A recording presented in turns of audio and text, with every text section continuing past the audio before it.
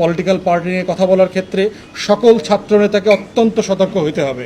কোনো ফাইজলামি করবার সুযোগ কিন্তু নাই। কারণ তোমরা কে কয়জন মারামারি করছো, কোন তারিখ থেকে কোন তারিখ মারামারি করছো, তোমরা কয়জন আহত হইছো আর কয়জন নিহত হইছো, সবকিছুর গল্প আমরা জানি। একক কোনো ভিত্তির উপরে আন্দোলন হয় নাই, এটা যেন সবার মনে থাকে। এই আন্দোলনটা সারা বাংলাদেশ মিলে আন্দোলন করেছে। 3 সপ্তাহে 3.5 জন এসে আন্দোলন করে নাই। মেসি হঠাৎ করে গোল দিলে গোল হয় না, 11 জন খেলে মেসি বানাইতে হয়। অতএব তোমরা যদি মনে করে থাকো তোমরা 3 সপ্তাহে মেসি হইছো, তোমরা 3 সপ্তাহে রোনাল্ডো হয়ে গেছো, তোমরা বোকার স্বর্গে বাস করছো।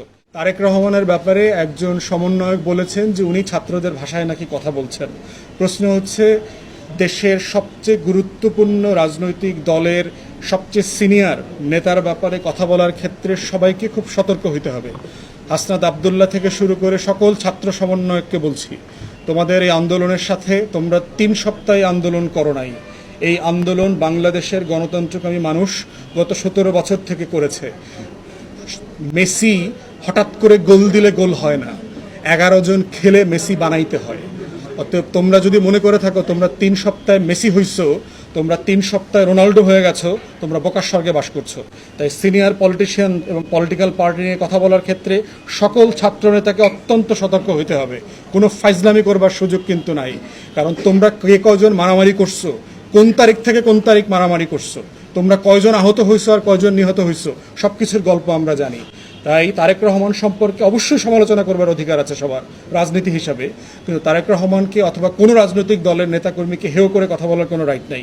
কিন্তু এর মানে এটা না যে কোনো রাজনৈতিক নেতাকর্মীর সমালোচনা করা যাবে না। তার ব্যাপারে যেটা বলা হয়েছে, উনি ছাত্রদের ভাষায় কথা বলছেন। ছাত্রদের এই আন্দোলনে তো বিএনপির রোল ছিল। বিএনপির মহাসচিব বলেছেন যে এই জুলাই আগস্টের গণহত্যায় বিএনপির 200-র উপর নেতাকর্মী মারা গেছে। তো ছাত্রদের ভাষায় কথা বলা মানে এটা কী ধরনের কথা? অতএব আমরা মনে করি যে কথা বলার ক্ষেত্রে সতর্ক হইতে হবে। কোনো রাজনৈতিক নেতাকে ছোট করা যাবে না, কারোর ত্যাগকে ছোট করা যাবে না। মাদ্রাসারও শত শত মানুষ শহীদ হয়েছেন, কওমি মাদ্রাসার, আলিয়া মাদ্রাসার, জামাতের, শিবিরের, হেফাজতের। প্রত্যেকের অবদানকে শ্রদ্ধার সাথে স্মরণ করতে হবে আমাদের এই আন্দোলনে। এটা কোনোভাবে ছোট করবার সুযোগ নাই। সাংবাদিকরা দায়িত্ব পালন করতে গিয়ে 4 জন না 6 জন সাংবাদিক শহীদ হয়েছেন। তো অতএব প্রত্যেকের অবদানকে গুরুত্ব সহকারে দেখতে হবে। একক কোনো ভিত্তির উপরে আন্দোলন হয় নাই, এটা যেন সবার মনে থাকে।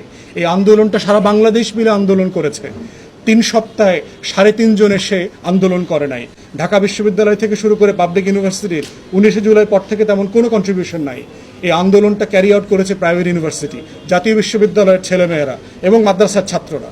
অতএব সেই আন্দোলনের ব্যাপারে সবাইকে অবদানের জায়গাটা শেয়ার করতে হবে এবং সবাইকে ন্যায্যতার ভিত্তিতে সম্মানের সাথে আন্দোলনের শেয়ার দিতে হবে। আমরা মনে করি এর বাইরের অন্য কোনো আলোচনাটা আমাদের সবার জন্য সুখকর হবে না। আমাদের মাথায় রাখতে হবে যে আমাদের সবার একটা কমন শত্রু আছে, সেটা হচ্ছে আওয়ামী ফ্যাসিবাদ। তারা চলে যায় নাই। হাসিনার একটা রিসেন্ট ভিডিও আসছে, গতকালকে সম্ভবত আপনারা দেখেছেন, যে হাসিনা এখনও কিভাবে প্রশাসনে তার যত অনুগত লোক আছে এবং তার রাজনৈতিক নেতাকর্মী আছে তাদেরকে সে ইনস্টিগেট করছে, তাদেরকে সে খেপিয়ে তোলার চেষ্টা করছে, কিভাবে অর্গানাইজ করা যায়, এই সরকারকে ব্যর্থ করা যায় সেটার জন্য চেষ্টা করছে। তাই আমরা যারা আন্দোলনে ছিলাম, আমাদের ভ্রাতৃত্বের সম্পর্কটা যেন নিজেদের মধ্যে বজায় থাকে, এটা খুব জরুরি। আমাদের যে কমন শত্রু আছে, এই শত্রুকে সবাই মিলে ফাইট করতে হবে।